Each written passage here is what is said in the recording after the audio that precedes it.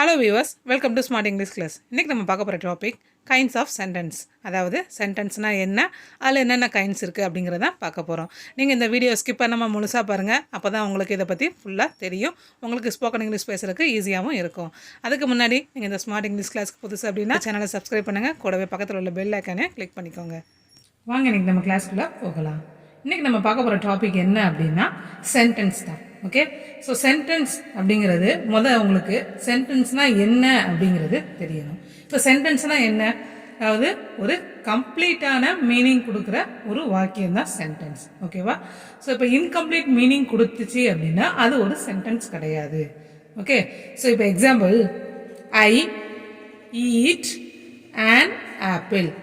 So இது கம்ப்ளீட்டான meaning கொடுக்குதா? ஐ ஈட் an ஆப்பிள், நான் ஒரு ஆப்பிள் சாப்பிட்டேன். இது ஒரு கம்ப்ளீட் மீனிங் கொடுக்கிறது. ஸோ இது சென்டென்ஸ். சப்போஸ் இதுக்கு முன்னாடி எவ்ரி மார்னிங்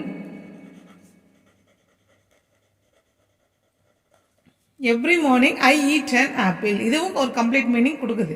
ஸோ இதுவும் சென்டென்ஸ் தான்.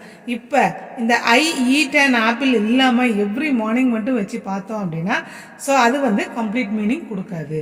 ஸோ அது சென்டென்ஸ் கிடையாது. ஓகேவா? ஸோ சென்டென்ஸ் அப்படின்னா அதில் கண்டிப்பாக சப்ஜெக்ட் இருக்கணும். அதாவது ஐங்கிறது இங்கே சப்ஜெக்ட், வேர்ப் இருக்கணும், அதுக்கப்புறம் ஆப்ஜெக்டோ அது காம்ப்ளிமெண்ட்டோ என்ன இருக்கோ இதெல்லாம் இருக்கணும். அது கம்ப்ளீட் மீனிங் கொடுக்கணும். அப்படின்னா மட்டும்தான் அது சென்டென்ஸ். ஓகேவா? இப்போ சப்போஸ் இப்போ ஐ அண்ட் ஈட் ஆப்பிள் இந்த மாதிரி நம்ம மாற்றி மாற்றி போட்டாலும் இது பார்க்க ஒரு சென்டென்ஸாக தெரிஞ்சாலும் ஆனால் இது கம்ப்ளீட் மீனிங் கொடுக்கல. ஏன்னா இதில் உள்ள வேர்ட்ஸ் எல்லாம் ப்ராப்பராக அரேஞ்ச் ஆகலை. அதனால இது சென்டென்ஸ் கிடையாது. அப்போது சென்டென்ஸ்னால் என்ன அப்படின்னா வேர்ட்ஸ் எல்லாம் ப்ராப்பராக அரேஞ்ச் ஆகி ஒரு கம்ப்ளீட் மீனிங் கொடுத்தா மட்டும்தான் அது சென்டென்ஸ். ஓகே, ஸோ இப்போ உங்களுக்கு சென்டென்ஸுங்கிறது நல்லா கிளியராக புரிஞ்சிருக்கும்னு நினைக்கிறேன். இப்போ சென்டென்ஸில் எத்தனை டைப்ஸ் இருக்குது அப்படிங்கிறத நம்ம பார்க்க போகிறோம். ஸோ சென்டென்ஸில் மொத்தம் 4 டைப்ஸ் இருக்குது. அது என்னென்ன அப்படின்னா, ஃபர்ஸ்ட் ஒன் ஸ்டேட்மெண்ட் சென்டென்ஸ். ஓகேவா? Next one interrogative sentence. Third one imperative. Fourth one exclamatory. So இந்த 4 டைப் தான் நம்ம சென்டென்சஸில் இருக்குது. ஓகேவா? ஸோ ஃபர்ஸ்ட் இப்போ நம்ம பார்க்க போகிறது ஸ்டேட்மெண்ட் தான். இப்போ ஸ்டேட்மெண்ட் அப்படிங்கிறது என்ன அப்படின்னா ஒரு நார்மலான சென்டென்ஸ். அதாவது ஒரு கொஸ்டின் மார்க் இல்லாமல், ஒரு ஆச்சரியக்குறி இல்லாமல், எதுவுமே இல்லாமல் ஒரு ஃபுல் ஸ்டாப் வச்சு ஒரு நார்மலான சென்டென்ஸ். இது ஜஸ்ட் கன்வே த நியூஸ். அந்த சென்டென்ஸ் என்ன சொல்ல வருது அப்படிங்கிறத மட்டும்தான் நமக்கு கன்வே பண்ணும். அவ்வளோதான். ஸோ அதுதான் statement. Example, I right a letter. So இது ஒரு நார்மலான சென்டென்ஸ். ஓகே, ஸோ நீங்கள் ஈஸியாக ஞாபகம் வச்சுக்கலாம். அப்படின்னா ஸ்டேட்மெண்ட் அப்படிங்கிறது எண்டிங்கில் நம்ம ஃபுல் ஸ்டாப் வைப்போம். இதுதான் ஸ்டேட்மெண்ட். ஸ்டார்டிங்கில் இதில் சப்ஜெக்ட் இருக்கும், வேர்ப் இருக்கும், ரிமைனிங் ப்ரிடிகேட்ஸ் இருக்கும். ஸோ ஸ்டேட்மெண்ட் அப்படிங்கிறது it just convey the news. It is a normal sentence. அதுதான் ஸ்டேட்மெண்ட். ஓகே, இதில் இந்த ஸ்டேட்மெண்ட்ல 2 டைப் இருக்கு. ஒன்று அஃபர்மேட்டிவ், இன்னொன்று நெகட்டிவ். ஓகேவா? ஸோ அஃபர்மேட்டிவ் சென்டென்ஸ் அப்படின்னு என்னன்னா அப்படின்னா பாசிட்டிவ் சென்டென்ஸ் தான் affirmative sentence.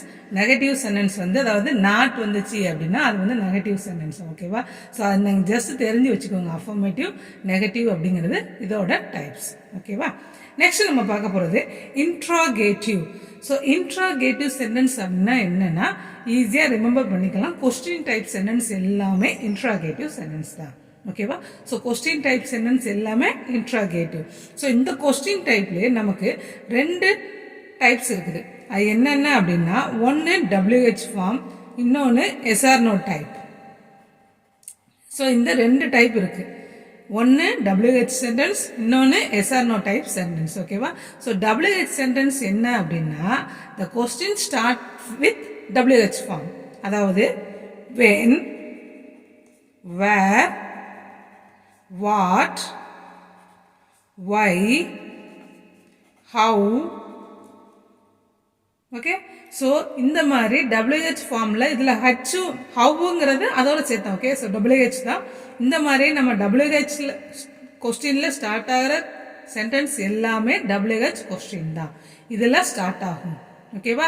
So எண்டிங்கில் question mark இருக்கும், அது WH sentence. Okay, so yes or no questions எப்படி நம்ம ஃபைண்ட் அவுட் பண்ணுவோம், அதை எப்படி நம்ம எஸ்ஆர்னோ கொஸ்டின் சொல்லுவோம்?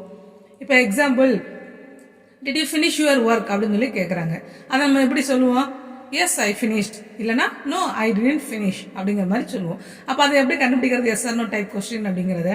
ஸோ எஸ்ஆர்னோ டைப் கொஸ்டின்ங்கிறது எப்படி நமக்கு தெரியும், எப்படி ஐடென்டிஃபை பண்ணலாம் அப்படின்னா, yes or no type question start with auxiliary verb. நம்ம ஆல்ரெடி ஒரு வீடியோவில் பார்த்தோம் auxiliary verbs.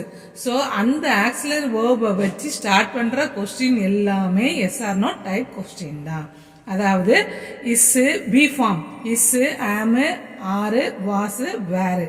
Two form do did டஸ்.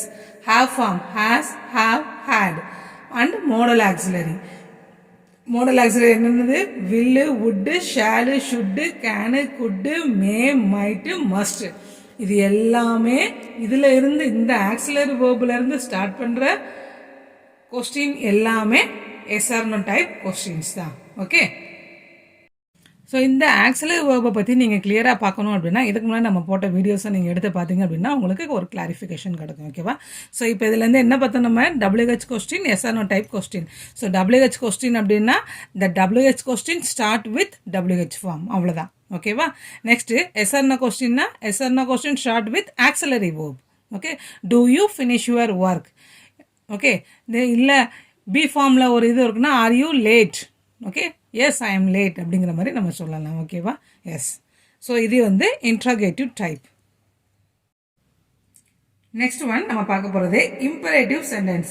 இப்போ இம்பரேட்டிவ் சென்டென்ஸ் அப்படிங்கிறது என்னன்னா, அதாவது நம்ம சில சென்டென்ஸ் நம்ம சில வந்து ரெக்வஸ்ட் பண்ணி கேட்போம், சில இது ஆர்டர் பண்ணி சொல்லுவோம். அது எல்லாமே இம்பரேட்டிவ் சென்டென்சஸ் தான். ஓகேவா? அதாவது open the door, okay, please close your book, இந்த மாதிரி நம்ம சொல்லுவோம்ல, ஆர்டர் பண்ணுவோம். ஓப்பன் த டோர் அப்படிங்கிறது ஆர்டர் சென்டென்ஸ். அதாவது நம்ம ஆர்டர் போடுறது, அந்த டோரை ஓப்பன் பண்ணு அப்படிங்கிற மாதிரி ஆர்டர் போடுறோம். Okay, please close your book, so தயவுசெய்து உன்னோட புக்கை க்ளோஸ் பண்ணு அப்படிங்கிறது நம்ம ரெக்வஸ்ட் பண்ணி சொல்கிறோம். ஸோ அப்போ ஆர்டர், ரெக்வஸ்ட், சஜஷன். சஜஷன்னா இப்போ நம்மளுடைய ஒப்பீனியன் நம்ம சொல்லுவோம். இப்போ ப்ளீஸ் டேக் யுவர் மெடிசின், இது வந்து நம்மளோட சஜஷன். ஸோ நீங்கள் வந்து மெடிசின் எடுத்துக்கோங்க, நம்மளுடைய ஒப்பீனியன் நம்ம சொல்கிறோம். ஸோ இந்த மாதிரி suggestion. Next advice, obey your parents. Okay, நம்ம சொல்லுவோம்ல. ஸோ இது வந்து என்னது? Imperative sentence. So order sentence, request sentence, suggestion, advice, இது எல்லாமே வந்து இம்பரேட்டிவ் சென்டென்சஸ் தான். ஓகேவா? ஸோ இம்பரேட்டிவ் சென்டென்சஸ்க்கும் நம்ம எண்ட் ஆஃப் த சென்டென்ஸில் நம்ம ஃபுல் ஸ்டாப் தான் வைப்போம். இப்போ இன்ட்ராகேட்டிவ்ல நமக்கு தெரியும், இதில் நம்ம கொஸ்டின் மார்க் போடுவோம், இதில் ஸ்டேட்மெண்ட்டில் ஃபுல் ஸ்டாப் வைப்போம். இம்பரேட்டிவ்லும் நம்ம என்ன வைக்க போகிறோம்னா ஃபுல் ஸ்டாப் தான் வைக்க போகிறோம். ஆனால் எப்படி நம்ம ஸ்டேட்மெண்ட்டையும் இம்பரேட்டிவ் நம்ம டிஃப்ரென்ஷியேட் பண்ணி பார்க்கணும் அப்படின்னா, இப்போ ஸ்டேட்மெண்ட்டில் நமக்கு என்ன இருந்தது? ஃபஸ்ட்டு சப்ஜெக்ட் இருந்தது. ஆனால் இம்பரேட்டிவ் சென்டென்ஸில் சப்ஜெக்ட் வரவே வராது. டைரெக்டாக இம்பரேட்டிவ் சென்டென்ஸ் வந்து என்ன ஆகும்னா வேர்ப்லேருந்து ஸ்டார்ட் ஆகும். See the example, open your book. So இதில் சப்ஜெக்டே கிடையாது. ஓப்பன் அப்படிங்கிறது வேர்பு தான், யுவர் புக் அப்படிங்கிறது ஆப்ஜெக்ட். ஓகேவா? ஸோ இதில் சப்ஜெக்டே கிடையாது. And end of the sentence we have to put the full stop. ஓகே, ஸோ இந்த சென்டென்சஸ் இம்பரேட்டிவ் சென்டென்ஸ். ஓகேவா? we will see the another example. Obey the traffic rules. So இது வந்து ஸ்டேட்மெண்ட்டா இம்பரேட்டிவா? இதில் சப்ஜெக்ட் இல்லை, ஒபேங்கிறது verb, the traffic rules நம்ம என்ன obey பண்ணணும், அப்போ இது எல்லாமே வந்து ஆப்ஜெக்ட். ஓகேவா? ஸோ இதுவும் இம்பரேட்டிவ் சென்டென்சஸ் தான். And end of the sentence we are keeping the full stop. ஓகே, ஸோ அப்போ இம்பரேட்டிவ் சென்டென்ஸ் அப்படின்னா நீங்கள் ஞாபகம் வச்சுக்க வேண்டியது order sentence, request, suggestion, advice, இந்த மாதிரி டைப்பில் வர சென்டென்ஸ் எல்லாமே இம்பரேட்டிவ். ஈஸியாக ஃபைண்ட் அவுட் பண்ணணும் அப்படின்னா இம்பரேட்டிவ் சென்டென்ஸ் சப்ஜெக்ட் இருக்காது, it just start from the verb, அவ்வளோதான். ஓகே, ஸோ இது உங்களுக்கு புரிஞ்சிருக்குன்னு நினைக்கிறேன். நெக்ஸ்ட் நம்ம பார்க்க போகிறது exclamatory sentence. So exclamatory sentence ஈஸியாக ஐடென்டிஃபை பண்ணலாம். அதில் நம்ம எக்ஸ்க்ளமேட்டரி மார்க் யூஸ் பண்ணுவோம். அதை நம்ம ஈஸியாக ஐடென்டிஃபை பண்ணிடலாம். ஓகேவா? எஸ். ஸோ இப்போ எக்ஸ்க்ளமேட்டருக்கு ஒரு எக்ஸாம்பிள் பார்ப்போம். Water beautiful house it is. What a beautiful house it is. ஓகேவா? சோ இத நம்ம ஈஸியா ஃபைண்ட் அவுட் பண்ணலாம். இது எக்ஸ்க்ளமேட்டரி சென்டென்ஸ். ஏன் அப்படினா இதுல எக்ஸ்க்ளமேட்டரி மார்க் இருக்கு. ஓகேவா? சோ இத நம்ம ஈஸியா ஃபைண்ட் அவுட் பண்ணிடலாம். அதாவது எக்ஸ்க்ளமேட்டரி சென்டென்ஸ் என்ன அப்படினா நம்மளுடைய சடன் எக்ஸ்பிரஷன். நம்மளுடைய சர்ப்ரைஸா இருக்கலாம், இல்ல நம்மளோட சோகமா இருக்கலாம், இல்ல நம்ம சந்தோஷமா இருக்கலாம்.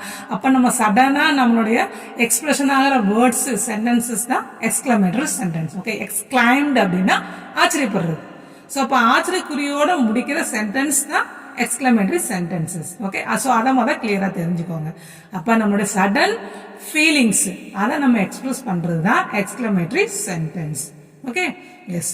சோ இதுல நம்ம எக்ஸ்க்ளமேட்டரி மார்க் யூஸ் பண்ணிருப்போம். அண்ட் தென் இது கிட்டத்தட்ட பார்க்க இன்ட்ராகேட்டிவ் சென்டென்ஸ் மாதிரியே இருக்கும். ஏன் அப்படின்னா நம்ம வாட் யூஸ் பண்ணிருப்போம். இல்ல அப்படின்னா how beautiful you R, how beautiful you are. So இதுல நம்ம இன்ட்ராகேட்டிவ்க்கு என்னெல்லாம் யூஸ் பண்றோமோ அதுல நம்ம இதுவும் யூஸ் பண்ணிருப்போம். ஆனா நீங்க கன்ஃபியூஸ் ஆக கூடாது. ஏன் அப்படின்னா இதுல நம்ம கொஸ்டின் மார்க் போட்டிருப்போம், இதுல நம்ம எக்ஸ்க்ளமேட்டரி மார்க் போட்டிருப்போம். இன்னொன்னு இன்ட்ராகேட்டிவ் டைப் சென்டென்ஸ்ல நம்ம என்ன போடுவோம் அப்படின்னா where did you go. எல்லா இன்ட்ராகேட்டிவ் சென்டென்ஸ்ல எல்லா WH சென்டென்ஸ்லயுமே after the WH form we must use auxiliary verb. So WH ஃபார்முக்கு அப்புறம் ஆக்சிலரி verb நம்ம அது பி ஃபார்மோ இல்லை டூ ஃபார்மோ இல்லை ஹேவ் ஃபார்மோ இல்லை மாடல் ஆக்சிலரியோ எதுனாலும் ஏதாவது ஒரு ஆக்சிலரி verb நம்ம கண்டிப்பாக யூஸ் பண்ணியிருப்போம். அப்படின்னா தான் அது இன்ட்ராகேட்டிவ் டைப். இதில் நம்ம WH ஃபார்முக்கு அப்புறம் ஆக்சிலரி verb வராது. ஓகேவா? சோ இது வந்து எக்ஸ்க்ளமேட்டரி சென்டென்ஸ். சோ அதனால கன்ஃபியூஸ் ஆகக்கூடாது. கொஸ்டின் மார்க் வந்தா இன்ட்ராகேட்டிவ், WH ஃபார்முக்கு அப்புறம் ஆக்சிலரி verb வந்துச்சுன்னா தான் அது கொஸ்டின் டைப், அது இன்ட்ராகேட்டிவ். இப்போ நீங்க ஒரு கொஸ்டின் கேக்குறீங்க, அதுல அந்த WH ஃபார்முக்கு அப்புறம் நீங்க ஆக்சிலரி verb யூஸ் பண்ணல அப்படின்னா அது கொஸ்டினே கிடையாது. So we are making a wrong sentence. So நம்ம கொஸ்டின் கேட்கும்போது ஆஃப்டர் WH ஃபார்ம் கம்பல்சரி நம்ம ஆக்சிலரி verb யூஸ் பண்ணணும். அப்பதான் அது கரெக்ட் சென்டென்ஸ். ஸோ இதெல்லாம் வந்து நம்ம ஸ்போக்கன் இங்கிலீஷ்ல மேக் பண்ற சின்ன சின்ன மிஸ்டேக்ஸ். ஸோ இது நம்ம கிளாரிஃபை ஆயிடுச்சுன்னா நம்மளும் மிஸ்டேக்ஸ் இல்லாம ஈஸியா இங்கிலீஷ்ல பேசலாம். ஓகேவா? ஸோ அப்ப நம்ம கொஸ்டின் கேட்கும்போது நம்ம அந்த WH ஃபார்முக்கு அப்புறம் என்ன ஆக்சிலரி verb வரணும் அப்படிங்கறத நம்ம திங்க் பண்ணி அதை கரெக்டாக போட்டு நம்ம பேசினா மட்டும்தான் அது கரெக்டாக இருக்கும். ஓகேவா? எஸ். ஸோ இப்போ இது உங்களுக்கு புரிஞ்சுல இன்ட்ராகேட்டிவ்ல கொஸ்டின் மார்க் இருக்கும், எக்ஸ்க்ளமேட்டரியில் எக்ஸ்க்ளமேட்டரி மார்க் இருக்கும். இங்கே வாட் ஹவு வந்தாலும் இதுக்கப்புறம் நம்ம ஆக்சிலரி verb யூஸ் பண்ணல. ஸோ அதனால இது exclamatory sentences. Okay, so overall ஒரு தடவை ரீகால் பண்ணலாம். ஸோ சென்டென்ஸ் அப்படிங்கிறது ஒரு கம்ப்ளீட் மீனிங் கொடுக்கறது தான் சென்டென்ஸ். அதில் 4 டைப்ஸ் இருக்கு: statement, interrogative, imperative, exclamatory. Statement அப்படிங்கிறது it just end with the full stop and it give a complete meaning. ஓகேவா? ஸோ அதை ஞாபகம் வச்சுக்கோங்க. ஸோ ஒரு கம்ப்ளீட் மீனிங் கொடுத்தா மட்டும்தான் அது சென்டென்ஸாக இருக்கும். அதில் சப்ஜெக்ட் இருக்கணும், வேர்ப் இருக்கணும், ரிமைனிங் ப்ரெடிகேட்ஸ் இருக்கணும். ப்ரெடிகேட்ஸ் அப்படின்னா வேர்ப் பிளஸ் ஆப்ஜெக்ட், இல்லைன்னா காம்ப்ளிமெண்ட், இல்லை அஜெக்ட், இது எல்லாமே சேர்ந்து வரதான் predicates. Okay, next interrogative. Interrogative அப்படின்னா கொஸ்டின் டைப் சென்டென்சஸ் தான் இன்ட்ராகேட்டிவ். இதுல 2 டைப்ஸ் இருக்கு. ஒன்னு வந்து WH, இன்னொன்னு SR/NO டைப். ஸோ WH அப்படின்னா when, where, what, why, இந்த மாதிரி WH ஃபார்ம்ல ஸ்டார்ட் பண்ற கொஸ்டின்ஸ் எல்லாமே WH தான். SR/NO அப்படிங்கிறது ஆக்சிலரி verb வச்சு ஸ்டார்ட் பண்றது. அதாவது did you finish your work. So இந்த மாதிரி ஆக்சிலரி verb வச்சு ஸ்டார்ட் பண்ற எல்லாமே வந்து என்னது SR/NO டைப் கொஸ்டின்ஸ் தான். Okay, next imperative. இம்பரேட்டிவ் அப்படின்னா ஆர்டர், ரெக்வெஸ்ட், சஜஷன், அட்வைஸ், இந்த மாதிரி டைப்ல வர சென்டென்சஸ் எல்லாமே வந்து இம்பரேட்டிவ் டைப் சென்டென்சஸ் தான். Okay, and then exclamatory. Exclamatory அப்படின்னா ஒரு ஆச்சரியத்துல ஒரு எக்ஸ்க்ளைம்னுடைய சடன் ஃபீலிங்ஸை எக்ஸ்பிரஸ் பண்றது தான் எக்ஸ்க்ளமேட்டரி சென்டென்ஸ். ஓகே, அதாவது ஹவு பியூட்டிஃபுல் யூ ஆர். இதில் நம்ம எண்ட் ஆஃப் த சென்டென்ஸ்ல எக்ஸ்க்ளமேட்டரி மார்க் போடுவோம். ஓகே, ஸோ இதை நீங்கள் கிளியராக தெரிஞ்சுக்கிட்டீங்கன்னா மட்டும்தான் உங்களால் எந்த மிஸ்டேக்கும் இல்லாமல் ஒரு சென்டென்ஸை மேக் பண்ண முடியும். அப்போ நம்மளாலையும் ஒரு ப்ராப்பரான இங்கிலீஷை பேச முடியும். ஸோ இந்த மாதிரி சின்ன சின்ன கிராமர் தான் நமக்கு ஸ்போக்கன் இங்கிலீஷில் ரொம்ப ஹெல்ப்ஃபுல்லாக இருக்கும். ஸோ இதை நீங்கள் நல்லா ப்ராக்டிஸ் பண்ணி நீங்களும் ஈஸியாக இங்கிலீஷில் பேசுங்க. Thank you viewers.